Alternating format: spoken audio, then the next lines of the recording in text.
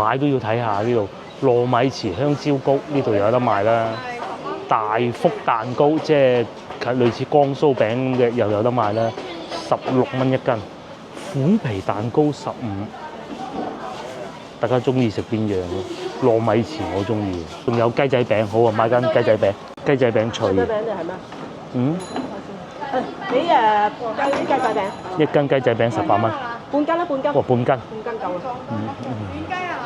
嚇？軟脆嘅，脆嘅。脆嘅。脆嘅。哦，有分脆同軟。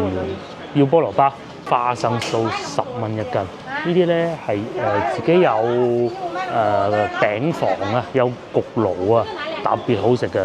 我哋係買雞仔餅，又或者薩琪瑪啦，2蚊一件嘅。下邊香蕉糕，香蕉糕抵食喎，好耐冇食過香蕉糕啦。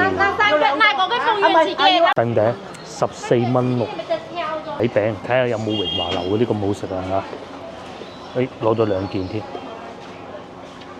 攞起手有啲嗰種感覺，榮華樓好食啲啊！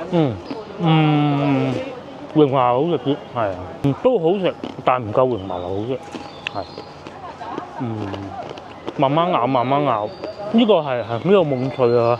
廣州生活點會艱難一㗎，係咪？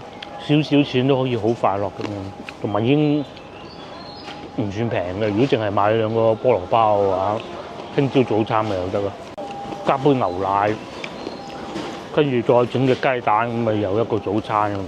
使唔使5蚊？我牛奶貴要啲，1蚊半一個啊！個半一個啫嘛。係咪？大食嘅今晚食一個，唔大食嘅聽朝早餐食一個。哦。個半。係。佢食剩嘅我。好正。好好食啊！脆唔脆啊？脆。香，好新鮮。個半啊真係抵食。抵食啊！1蚊半。有啲地方1蚊先咋。1蚊都有係咪？係啊。勁。其實越平越好食嘅。係啊。